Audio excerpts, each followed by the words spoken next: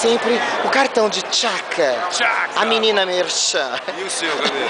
Menina cash não tem. Tá devendo na praça. Oi meninas, tudo bem? O que eu tava passando e aí você falou o quê? Falei, lindas, lindas.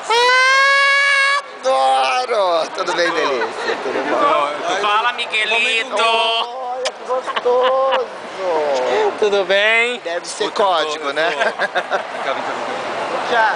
Oi, Delícia. Tô precisando de ajuda, vem cá. Qual ajuda, Sempre. cara? Sempre.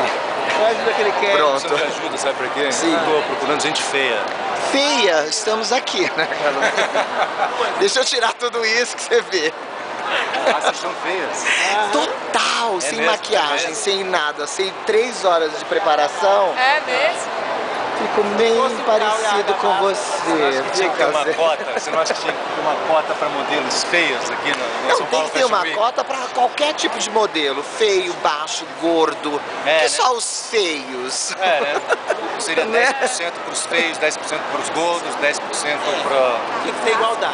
Mas você sabe que em alguns desfiles, depende do que é bonito, eu não acho muito magra, muito esquelética, muito anorexica.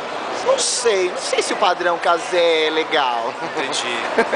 Padrão casé. Não sei, porque ele é... Não, você é todo esguio, bárbaro, cheira gostoso. Adoro. Nós vamos procurar, se a gente achar, você tá na beirada da escada. Mas tem muita gente feia, né? Aqui ou não? A gente tá chegando agora. tá chegando agora. É, ontem não tinha tanta gente feia assim, mas...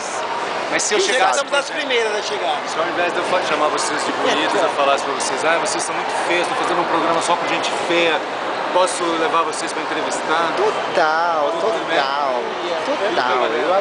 Eu adoro fazer... Não, adoro fazer o diferente. Só um minutinho que eu tô vendo uma pessoa.